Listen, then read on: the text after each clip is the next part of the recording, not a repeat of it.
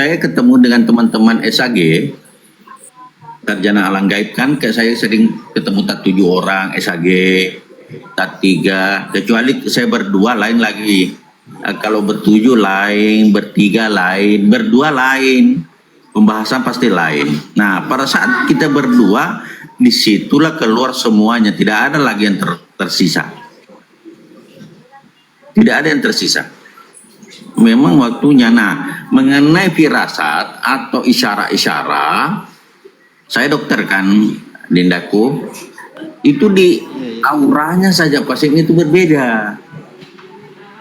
Aura pasien itu berbeda. Kalau penyakitnya non medis, auranya beda. Penyakitnya medis, auranya beda.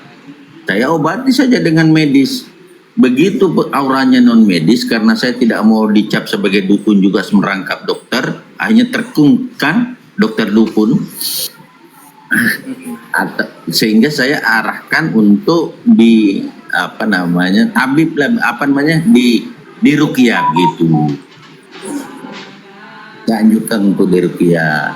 Coba cari ulama atau orang-orang ruqyah yang mempunyai mumpuni lah untuk hal itu.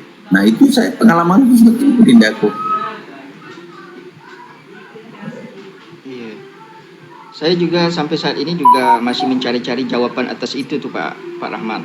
Karena saya yakin betul setiap orang, apalagi pelaku spiritual, apa suka melakukan amalia atau zikir-zikir tertentu, mungkin berpotensi untuk mengalami hal itu. Baik dia selalu melihat dirinya dalam keluar daripada kerangka jasadnya itu. Cuman kita kan masih meraba-raba ini maksudnya bagaimana, petunjuknya apa, dan kenapa bisa begitu ya kan. Nah itu kan kadang-kadang harus diberitahu oleh orang yang lebih tahu. Sebenarnya saya juga sering mengalami itu Pak Rahman, sering keluar begitu seperti itu. Cuman saya juga berpikir ya ini ya memang mungkin ya bisa terjadi kepada siapa saja. Tapi untuk arti dari isyarat kebatinan itu saya belum tahu belum tahu persis. Nah, ya gini Dinda. Jadi memang begini, ada satu kasus begini. Ini kasus nyata. Waktu Bapak dioperasi di Sopeng, kira-kira jaraknya 800 kilo dari sini, tempat saya. Ini kan ahli bedah sudah masukkan obat, apapun obat, tidak ada yang mempan. Muntah terus. Sehingga adikku, kebetulan adikku perawat di rumah sakit itu, telepon saya, Kak, mohon lihat Aji, kenapa bisa begini? Saya tanya obat apa sudah dikasih masuk, A, B, C. Obat apa lagi yang mau dikasih masuk? Semua itu sudah masuk, anti muntah. 3 anti muntah itu digabung itu. Tidak mau berhenti muntah. Akhirnya saya pergi berwudu, saya duduk tafakur, saya terawang ke sana. Ternyata dalam tubuh orang tua itu ada 2 jin. Ada 2 makhluk. Nah, kebetulan ada iparku itu mata tipis. Ini kayak sinetron, Dinda, kayak sinetron. Iya. HP tetap hidup, HP tetap hidup. Saya telepon ada ipar, mohon tunggu di situ, tunggu. Ya deng, ya kanda.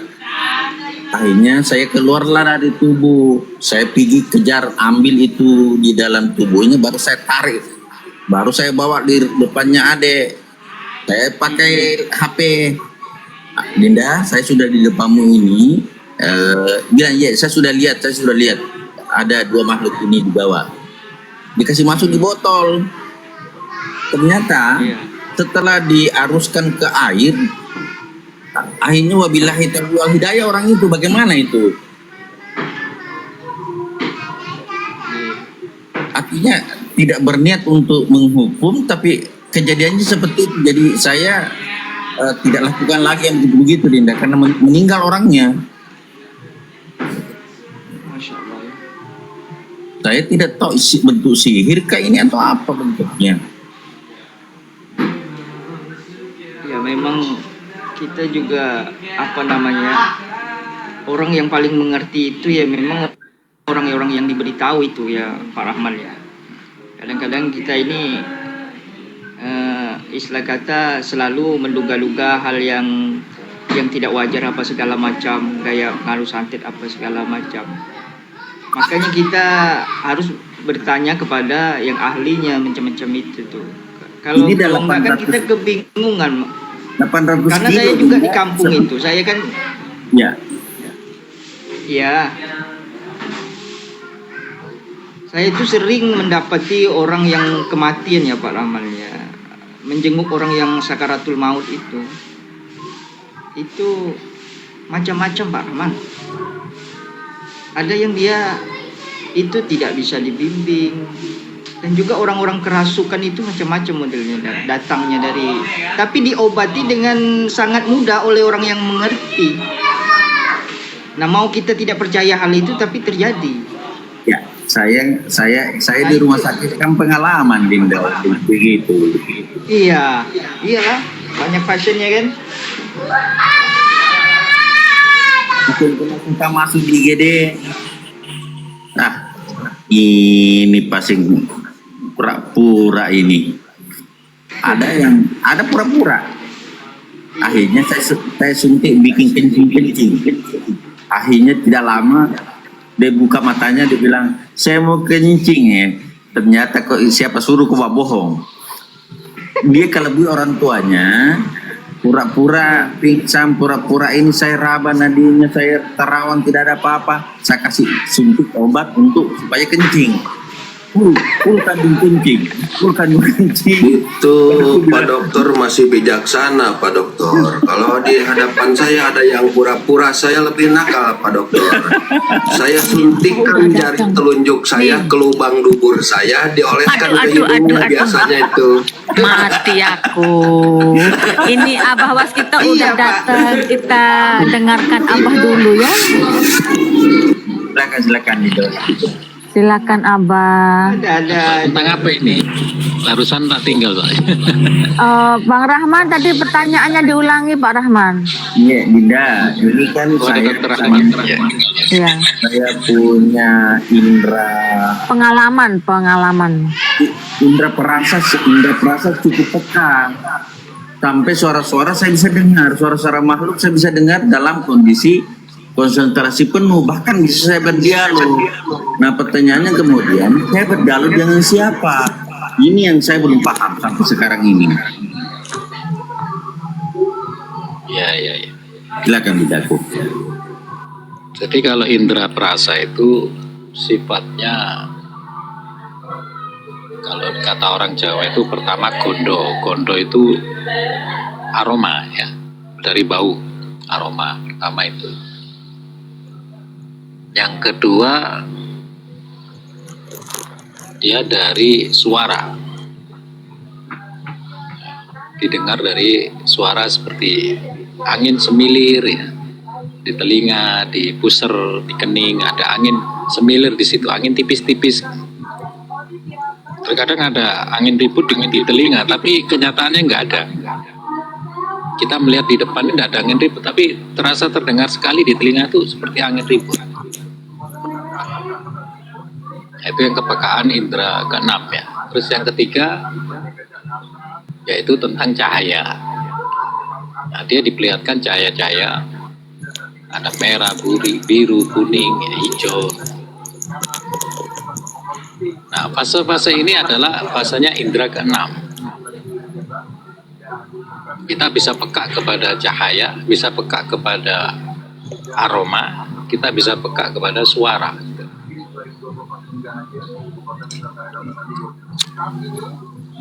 Nah, sekarang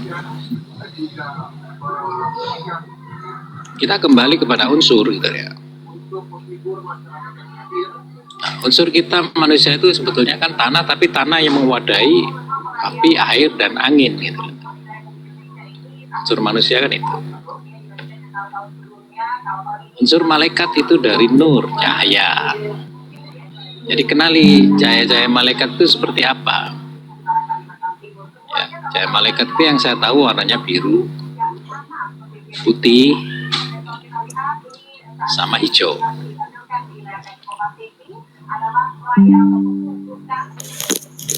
Nah, terus ada cahaya jiwa.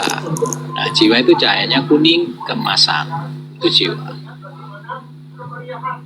Ada cahayanya ruh, yaitu spektrum merah. Nah, seperti otak ini ada spektrum merah di dalam otak itu. Kalau kita pakai apa ini, dokter pakai laser ya, kita sorot laser ada spektrum merah. Nah, itulah sebetulnya warna ruh. Dan ada juga kita melihat unsur daripada api. Nah, unsur daripada api itu adalah jin dan iblis. Iya. Nah, kalau jin dan iblis itu apakah bisa menjadi cahaya? Bisa. Apakah bisa masuk kepada kepekaan rasa? Bisa. Nah, kepekaan rasa itu iblis sering membuat kita tergesa-gesa. Tidak bisa membuat kita tenang. Itu iblis itu. Mengajak kita kepada sesuatu yang tergesa-gesa. Terus keinginannya kuat, harus jadi. Nah, itu sifat iblis. Keinginannya kuat. Dan rasanya memang panas. Panas dengan sesuatu yang apa yang diinginkan harus jadi.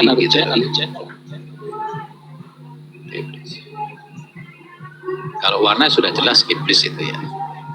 Bentuknya sudah jelas. Pokoknya ya di luar yang saya sebutkan warna cahaya tadi ya semuanya itu iblis. Nah, di sini ada lagi yang namanya korin. Korin itu juga golongan jin. Nah, biasanya terjadi kepada orang sakit, orang meninggal, itu korinnya yang menampakkan diri. Saya sering juga begitu. Nah, saya berkunjung menengok saudara. Nah, tiba-tiba dari dalam tubuh saudara saya yang sakit itu keluar. Saya lihat nyata itu. Akhirnya berjabat tangan dengan saya dan dia mohon maaf. Saya seketika nangis gitu ya. Dan orang-orang di sekitar tuh melihat, "Loh, kenapa kamu nangis?" Gak lama saudaraku ini, saatnya barusan pamitan. Saya bilang begitu. "Oh iya Kak, iya, korinnya pamitan sama saya." Kadang korin itu memberitahu gitu loh. Keberadaan yang ditinggali korin tadi sudah gak lama lagi. Ya, biasanya itu intervalnya ya mungkin ya sekitar 20 jam lah. 20 jam sebelum orang itu meninggal, korin itu pergi. Ya, kurang lebih 20 jam itu korin pergi. Nah, yang bisa melihat korin itu ya bisa menyatakan itu akan meninggal.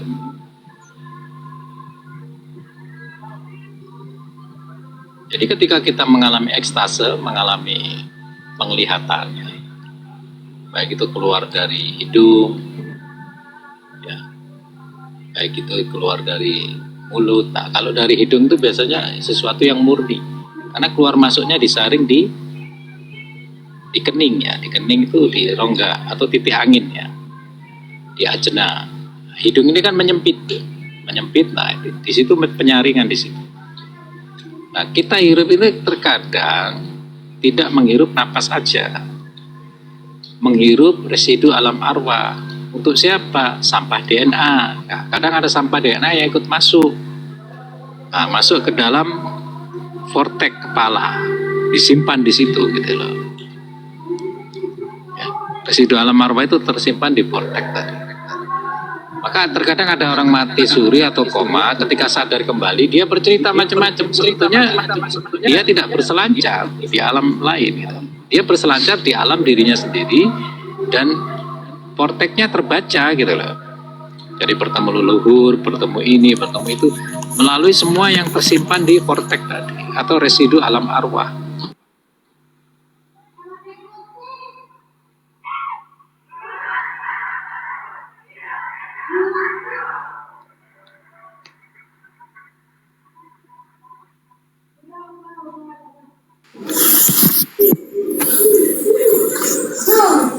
Iya. Apa yang Dinda itu ceritakan itu semua saya alami Dinda. Dinda pernah signalnya tidak bagus ya was gitu ya. Oh, turun. Dapat telepon kali itu. Anu terlempar barangkali. Iya. Bau itu jangan terjebak karena kadang bau harum. Tetapi yang sering juga muncul bau bawang. Artinya peka sekali dengan bau-bau.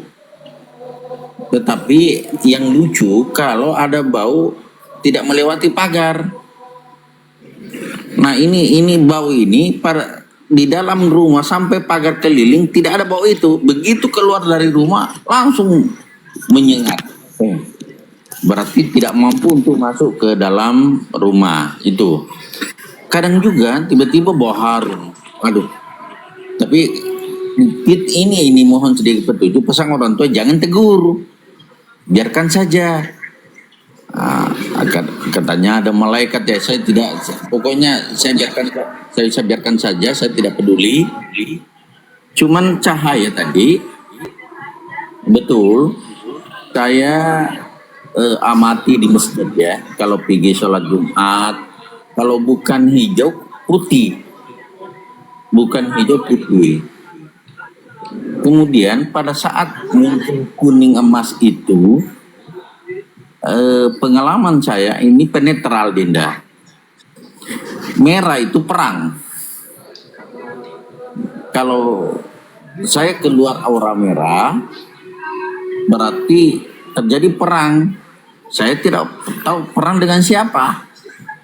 Itu yang ini kalau saya tidak melihat, kecuali saya diperlihatkan. Nah itu. Nah, pengalaman juga ini suatu kasus. Waktu naik haji itu ada tante yang dibawa berangkat haji. Tiba-tiba jatuh balak dari tempat tidur. Akhirnya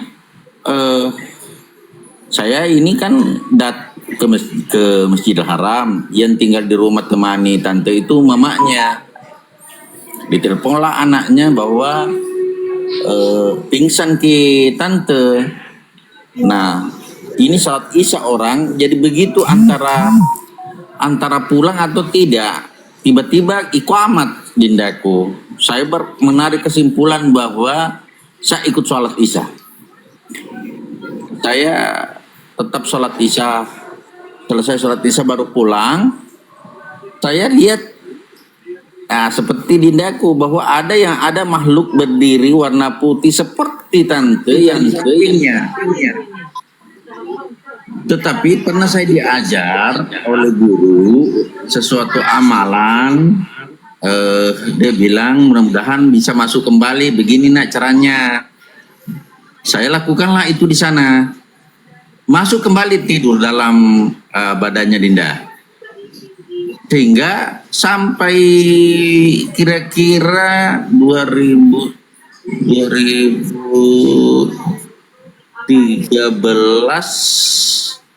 7 tahun baru meninggal Dinda. Nah, artinya ini barangkali belum karin ya, atau bagaimana menurut Dinda ini pandangannya ini? 7 tahun kemudian artinya selamat pulang dari tanah suci dan 7 tahun kemudian baru meninggal. Padahal sudah berdiri di sampingnya itu apa namanya arwahnya ya. Nah ini yang juga saya lihat sendiri, cuman diajarkan orang tua kalau masih mau masuk tidur di tempatnya berarti masih bertahan. Alhamdulillah masuk kembali tidur gitu Dinda.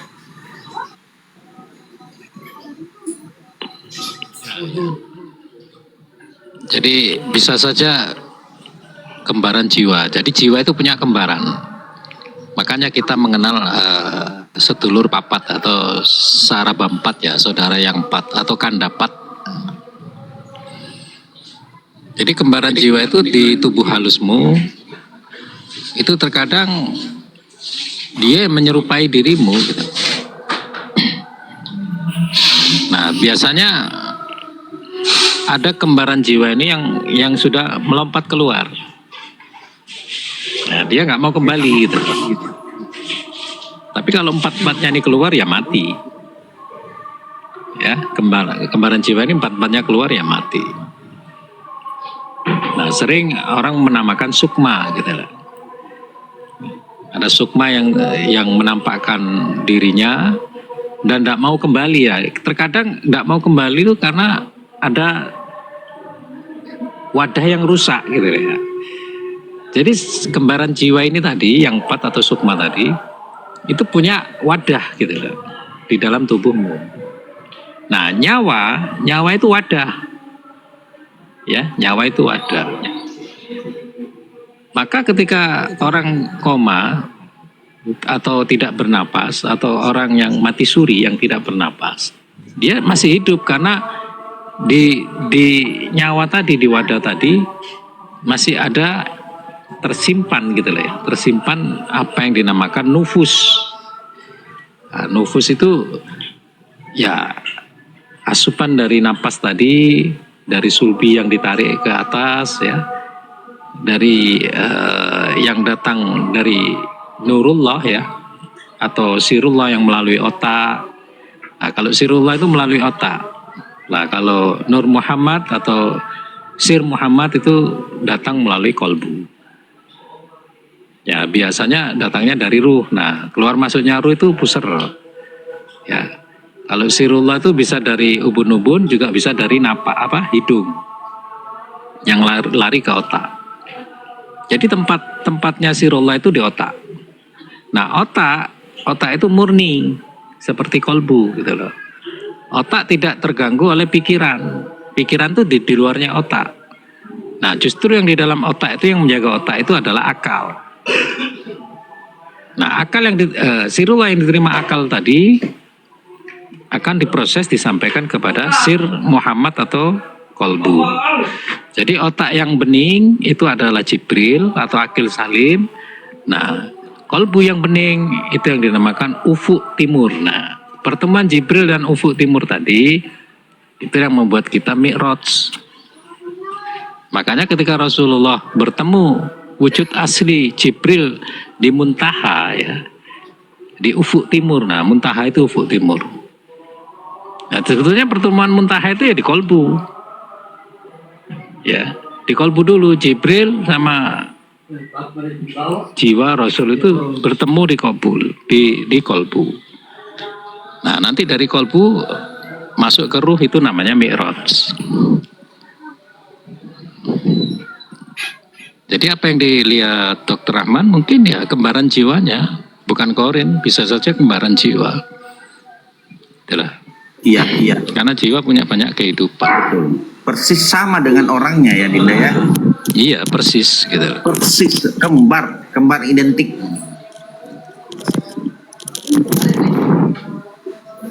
Ya, yang merdeka. Yang merdeka tempatnya masih, ruangnya merdeka. Isinya belum. Isinya masih kacau balau. Jadi makna merdeka itu ya tidak berlawanan kepada yang tidak merdeka. Maka dinamakan merdeka zahir dan batin. Nah, batin ini belum merdeka. Kalau bicara batin itu tentang isi. Nah, kalau bicara zahir itu tentang wadah. Wadahnya sudah ini. Sudah dimerdekakan wadahnya. Bangsanya kan sudah merdeka kata yang bajul. Tapi isinya ya masih nggak merata. Masih ada yang merdeka, ada yang tidak. Nah, bagaimana kita menyatukan puzzle ya? Sebetulnya isi itu kan satu ya. Jiwa itu kan banyak kehidupan. Jadi jiwa itu banyak puzzle, banyak potongan-potongan, dan sebetulnya kembali kepada satu. Ya ayatuhan nafsul mutmainnah, yang terpanggil itu kan jiwa-jiwa yang tenang. Nah, jiwa tenang berarti ada dua. Ada jiwa itu sendiri, ada tenang. Yang tenang itu siapa? Yang tenang itu ya tadi yang merdeka. Nah, yang tubuh menjadi tubuh halus, jadi tubuh kasar menjadi tubuh halus, berarti dia sudah merdeka, tenang. Nah, dibawa oleh jiwa ini tadi gitu loh.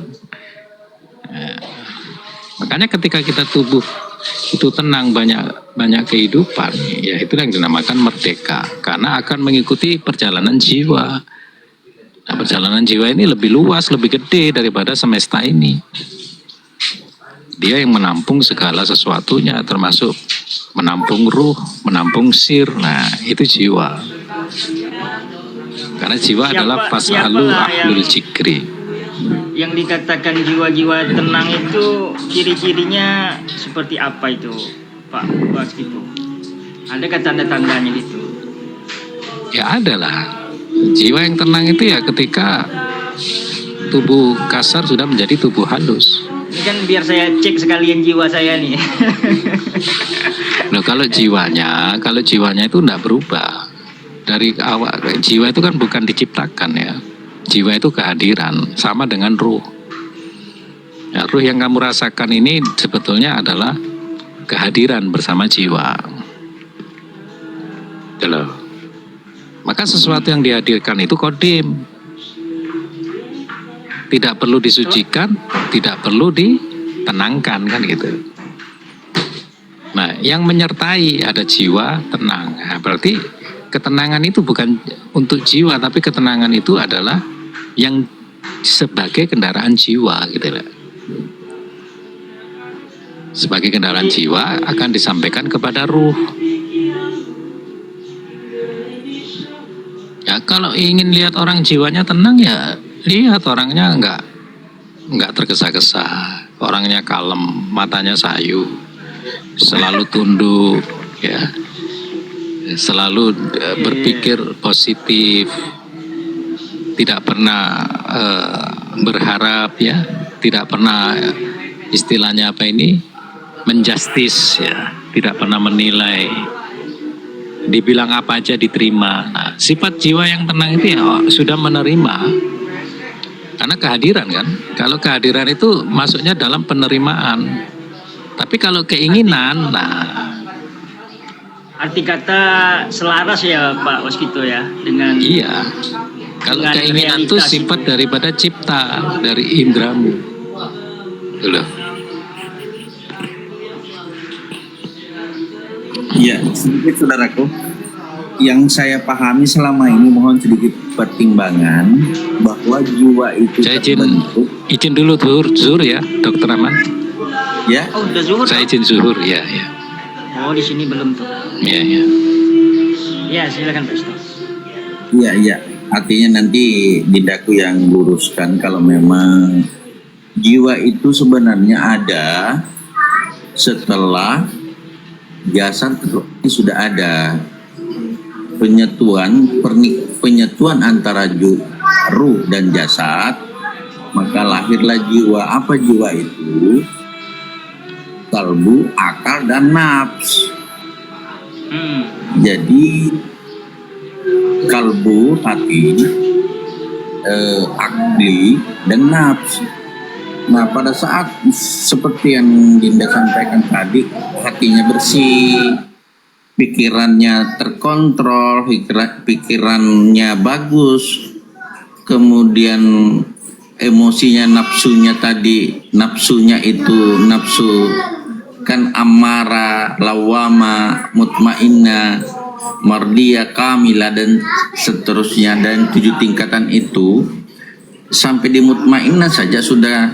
Nah, ketiga-tiganya itu harus baik, kalbunya baik, hatinya selalu tidak busuk sama orang, pikirannya tidak kesana kemari, tidak liar, mampu dikendalikan, akalnya mampu dikendalikan, secara otomatis maka nafsa ini akan menuju kepada ketenangan.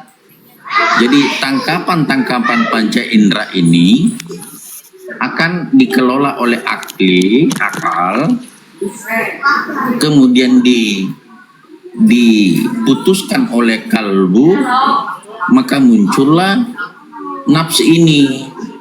Nafsu inilah terakhir menjadi kenyataan pada seseorang. Jadi memang apa yang ditangkap oleh panca indera ini disikapi oleh akli, difilter oleh kalbu, dimanifestasikan dalam bentuk nafsu. Apakah sifatnya tergesa-gesa atau sifatnya dia tenang. Nah, dari situlah akan muncul karakter seseorang. Apabila tidak mampu untuk mengendalikan tadi aklinya, pikiran liarnya, kemudian senantiasa berburuk sangka di hatinya, maka nafsunya ini tidak akan pernah terkendali. Maka akan menjadi nafsu lawama, ragu-ragu, atau bisa-bisa terjadi nafsu amarah. Sehingga apa? Untuk mengendalikan nafsu ini, yang pertama adalah akli kita harus bagus. Pikiran-pikiran kita harus terkendali. Pikiran-pikiran itu juga harus difilter oleh kalbu. Nah, kalbu yang memfilter itu akan memunculkan jiwa-jiwa yang tenang. Gitu, saudaraku. Seperti itu hakikatnya. Jadi memang satu kesatuan yang tidak bisa dipisahkan gitu. Jadi menurut Pak Rahman, yang menyebabkan jiwa itu menjadi mutmainnah itu sebabnya apa gitu? Apakah dari luar atau bagaimana? Semuanya terkontrol luar dalam, Dinda. Kita melihat seseorang mendapatkan nikmat, alhamdulillah. Kita melihat seseorang yang menurut nalar kita tidak sesuai dengan kaidah, cukup subhanallah. Jangan hujat. Jangan berpikir pada saat kita menghakimi, pada saat itu kita sudah mengotori akal kita. Nah, kita filter, kita masukkan ke kalbu. Kalbu juga ikut-ikutan. Al-Furqan kita pembeda itu di nur Al-Furqan di kalbu itu tidak mampu memfilter sehingga mengambil suatu keputusan. Ini kan kalau ada sesuatu masuk dalam penglihatan, maka akal dulu mengelola, setelah akal mengelola dimasukkan ke hati, setelah hati dinaikkan kembali ke akal, ambil keputusan. Nah, ini filternya ini kalbu. Kalau kalbu ini tidak mampu untuk mengendalikan, memfilter bahwa yang boleh jadi sesuatu kita anggap baik tapi buruk, atau boleh jadi kita anggap buruk tapi baik bagi kita. Nah, sehingga apa? Pada saat kita filter itu tidak mampu berfungsi dengan bagus, maka akan muncullah nafsu ini sesuai dengan karakter manusianya. Begitu, Dindaku. Semua elemen ini punya peran dalam menentukan bagaimana ketenangan batin itu, bagaimana jiwa-jiwa yang merdeka itu tidak terpengaruh dengan berbagai macam yang ada, tetapi semuanya dilarikan kepada yang positif. Karena wa asa an takrahu syai'un wa huwa syarrul lakum wa asa an tuhibbu syai'un wa huwa khairul lakum wallahu ya'lamu wa antum la ta'lamun. Boleh jadi engkau menyukai sesuatu tapi buruk bagimu, boleh jadi engkau tidak menyukai tapi baik bagimu. Wallahu ya'lamu, Allah Maha tahu sementara kita tidak tahu apa-apa. Makanya larinya ke kalbu, karena kalbul mukminun baitullah. Kalau kalbul mukminun baitullah dalam artian cahaya ilahi sudah masuk ke dalamnya, maka filternya akan berfungsi dengan bagus, Al-Furqannya akan berfungsi dengan bagus. Begitu, Dinda. Ya, jadi kalau menurut saya tangkap dari Pak Rahman nih, yang membuat jiwa itu tenang adalah hubungan itu ya, hubungan kepada Allah, bukan sesuatu keadaan. Misalnya saya ini tenang jiwa saya nih, kalau kantong saya nih banyak isinya, perut kenyang ya kan.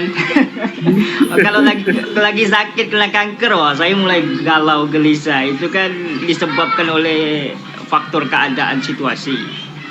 Jadi tanda-tanda orang yang berjiwa tenang tuh disebabkan oleh baiknya hubungan gitu ya Pak Rahman.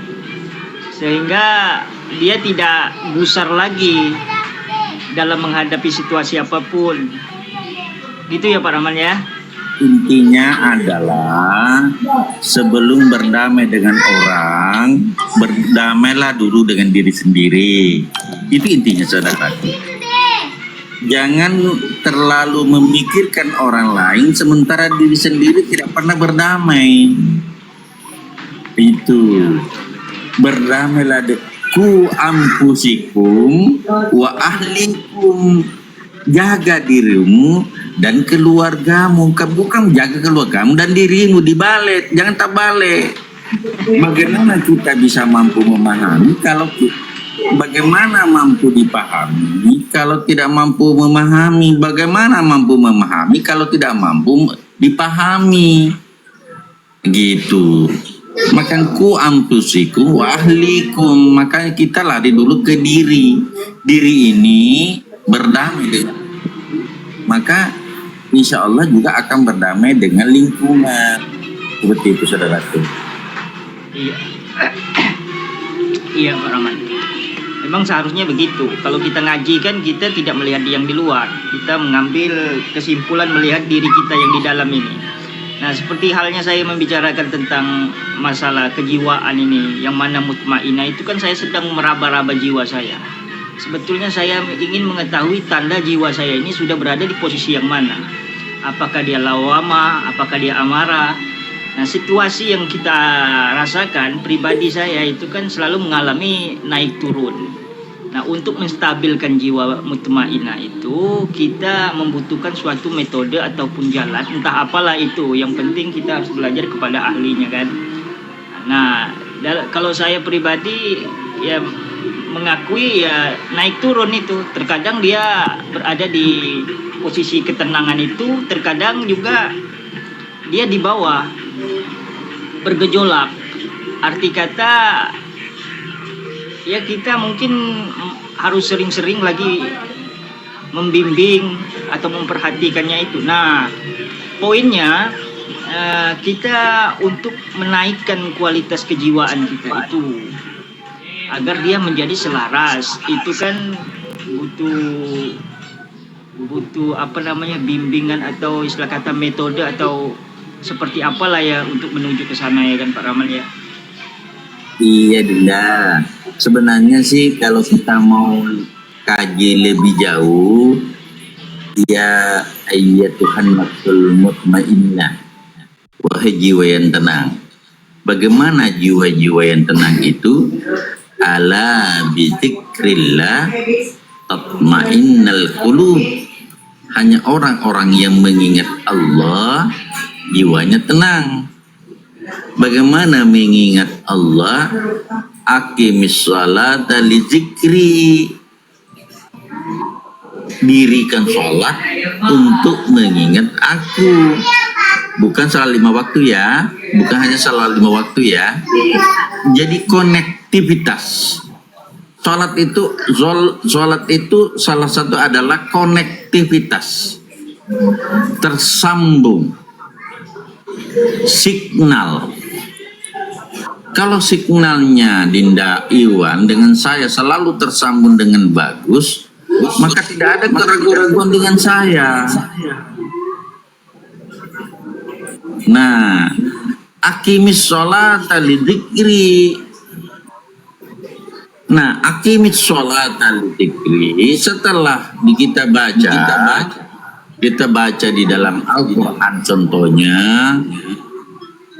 innani anallah la ilaha illa ana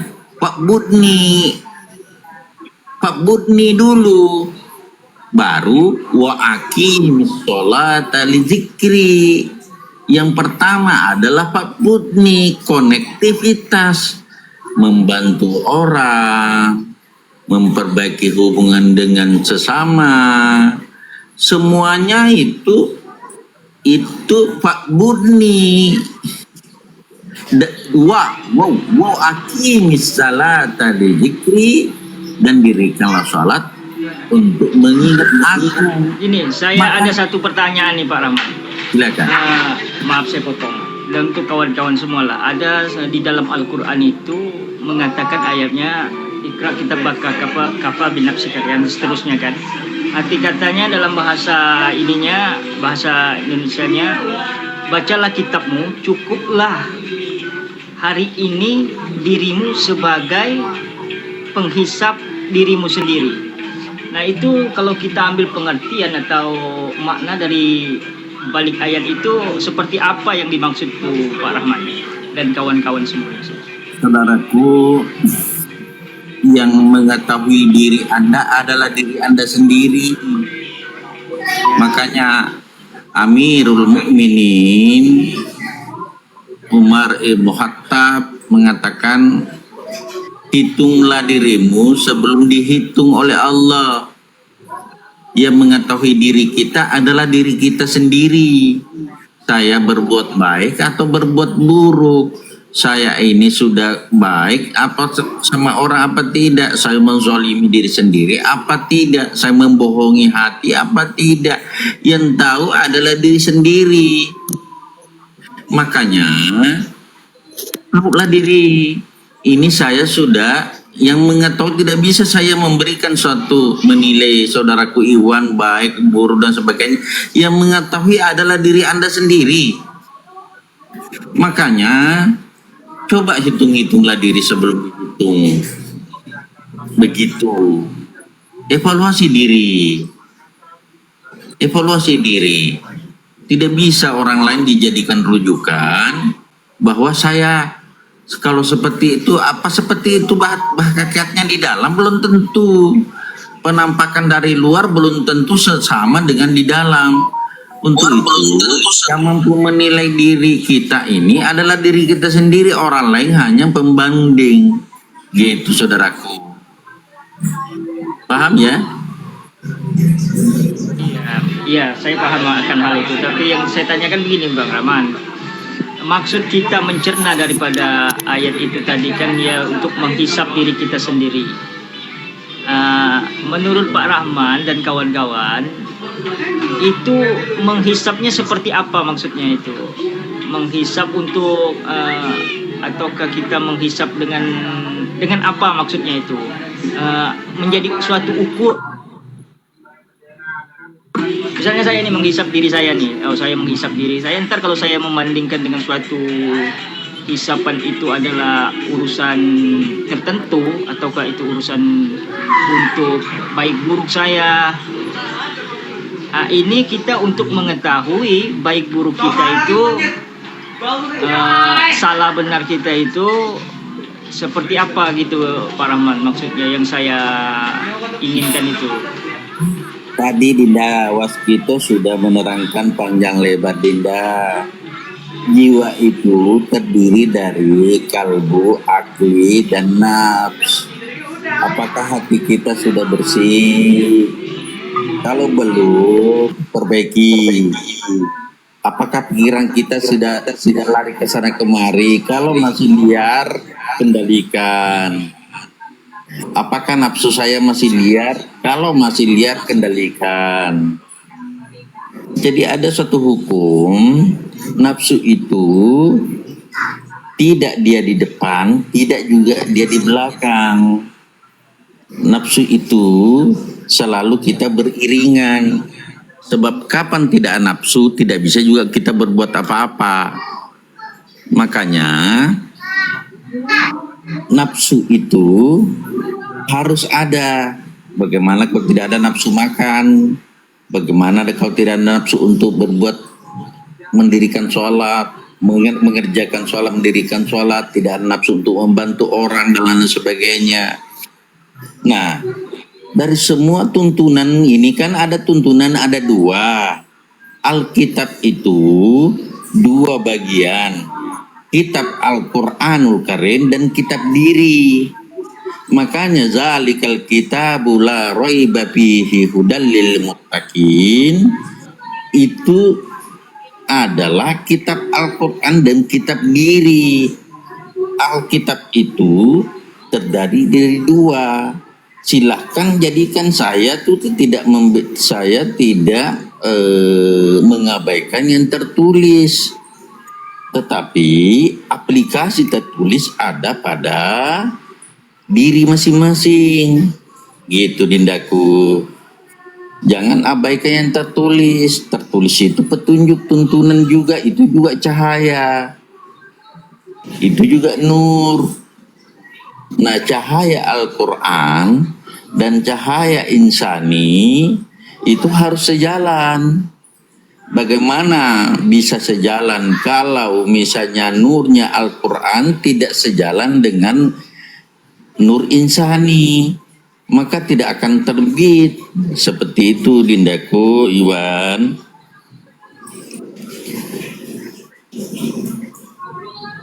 Ya. Ya, ya terima kasih Pak Rahman.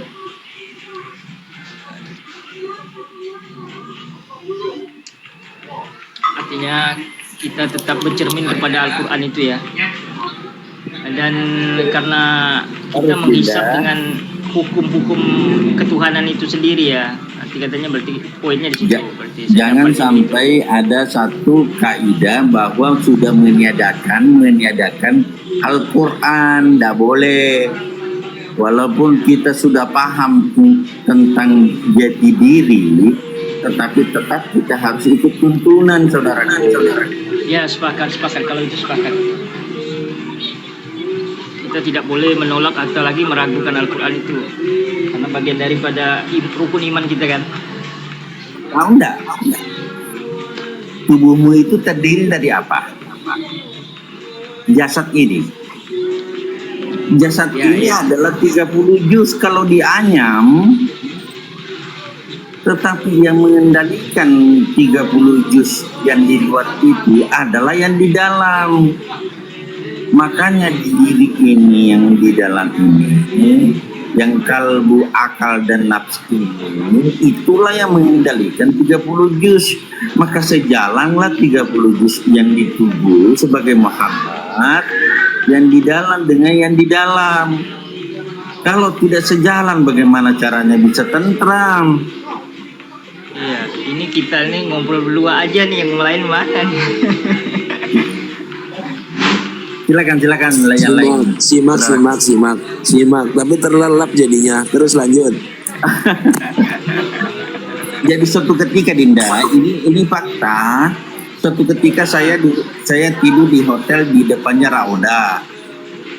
Saya dalam posisi bertanya, ya Allah ya Rabbi, mohon tunjukkan tubuh ini sebenarnya siapa. Akhirnya saya dianyam. Apa yang dianyamkan? 30 juz, mulai dari ujung kaki sampai ujung rambut, Dindaku. Saya dianyam, ini fakta, bukan halusinasi. Dianyam oleh satu makhluk yang saya tidak tahu siapa makhluk itu. Terbentuklah tubuh ini. Jadi orang-orang yang Al-Quran 30 juz itu adalah lahirianya sendiri ini. Lahiriah ini sebagai wadah untuk mengaplikasikan dari dalam. Kan gitu. Ya, itu kan kita bisa sebut begitu apabila teraplikasi. Kalau tidak teraplikasi itu bagaimana? Belum Tidak bisa ada kita gunanya. sebut. Tidak ada gunanya 30 juz itu dibaca saja tapi tidak diamalkan. Nah, Apa gunanya? Itu. Jadi mendudukkan ayat dan menyatakan ayat pada kenyataan diri itu ya Pak Ahmad. Ya, itulah namanya kitab itu, Alkitab itu tidak ada guna-gunanya kalau tidak ada laku. Makanya ada daya, ada upaya.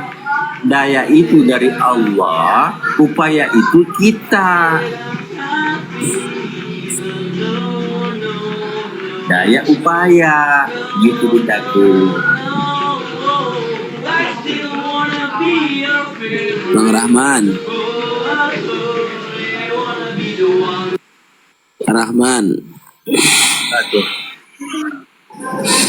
Berarti Isra dan Mi'raj harus seiring bersama dong.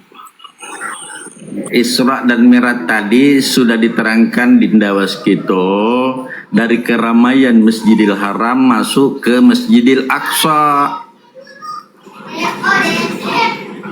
Dari tempat-tempat yang ramai di otak masuk kepada wilayah kalbu. Kalbu itu masuk kepada wilayah ruh itu sampai kepada pemilik ruh. Ya gitulah. Gitu Dinda, itu namanya Isra dan Mi'raj. Ya, kalau menurut Bang Ivan sendiri gimana tuh Bang Ivan? Kalau Isra Mi'raj apa yang Bang Ivan alami ya, yang sudah Bang Ivan alami itu apa tuh? Gimana tuh?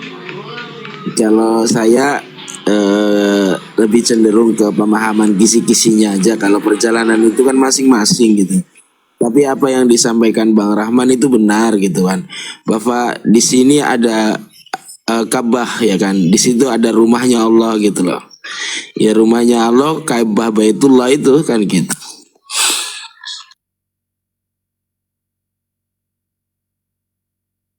Iya, iya.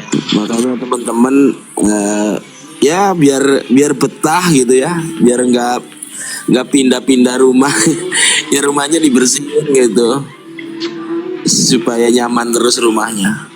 Makanya menjadikan Sultan Aulia gitu. Sama tadi Tuan, perbaiki hatimu, jangan rusak. Karena kalau hati ini terhijab, maka tidak akan masuk cahaya, gelap gulita. Pasti begitu. Remang-remang ya Pak ya. Iya, aja. Nampak cahaya kalbu itu terpancar dari wajah.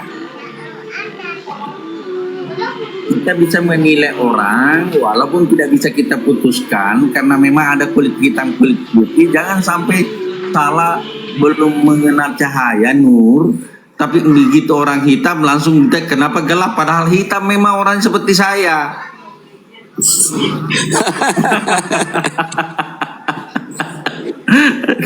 Jangan begitu.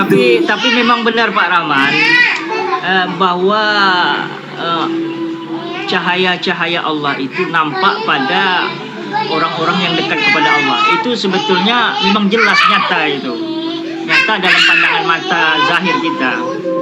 Kalau iya, orang yang pada saat istilah katakan, pada saat kita ketemu orang sangat sejuk, enak, tenang, tidak gelisah, orang itu baik itu. Karena tersambung koneksinya, frekuensinya sama. Coba kita ketemu orang yang beda frekuensi, perang itu. Betul. Kita bisa rasakan orang itu. Ya silakan. Tapi nanti timbulnya nanti ya, artinya gitu dalam keseharian itu seperti layaknya batu akik gitu ya. Artinya batu itu kan macam-macam batu gitu kan. Tapi akhirnya kita berpikir dalam diri kita gitu kan. Oh ternyata banyak batu ya. Ada batu kerikil, ada batu cor gitu kan. Mereka banyak berterbaran di pinggir-pinggir jalan gitu kan. Tapi ketika batu akik kok gitu kan. Artinya dalam keseharian gitu kita jadi merasa gitu, sedikit merasa gitu, gimana tuh? Karena pada nempel gitu. Benar Dinda. Semua ini kan kalau kita lari kepada energi itu kan MC pangkat 2. M itu adalah berat. C adalah kecepatan cahaya kuadrat, itu energi. Nah, energi itu ada energi potensial dan energi kinetik, energi yang tidak bergerak, dan ada energi yang bergerak. Jadi setiap benda ini memiliki energi. Nah, kalau sekefrekuensi kita dengan orang itu, maka energi kita, frekuensi kita sama, maka ketenangan akan terjadi. Tapi pada saat kita ketemu dengan orang, tapi kita tidak tenang, maka kita berupaya untuk menetralkan energi-energi negatif itu, supaya jangan sampai timbul fitnah. Kenapa kok begini? Kenapa kok begini? Jangan juga begitu, bos. Jangan juga kasih begitu orang, tidak boleh. Tetapi kita berupaya netralkan semua dulu, baru kita bicara supaya situasi berjalan aman. Nah gitu. Netralkan semua yang negatif itu di sekeliling kita. Pada saat kita ketemu orang, misalnya saya pimpin rapat, contohnya ada 20 orang, semua bapak pasang ilmu. La ilaha illallah, panas ruangan ini. Nah, bagaimana kita netralkan semuanya dulu. Setelah netralkan baru mulai rapat. Gitu Dindaku. Siap. Siap jamunya biar bisa diminum ya kan. Jadi menjadi sehat di dalam tubuh jamunya. Ada yang ekstrim Dinda. Pada saat Khalifah Umar Ibnu Khattab jadi Amirul Mukminin, ada namanya Husaifah itu. Itu Husaifah itu orang-orang munafik dia tahu. Pada zaman Rasulullah itu memang diberi suatu ilmu untuk mengenali orang munafik.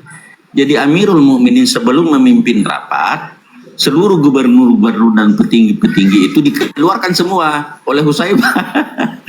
Ini dikeluarkan semua dulu orang-orang munafik di dalam, baru saya memberikan satu materi. Nah, situasi sekarang tidak bisa diperlakukan seperti itu.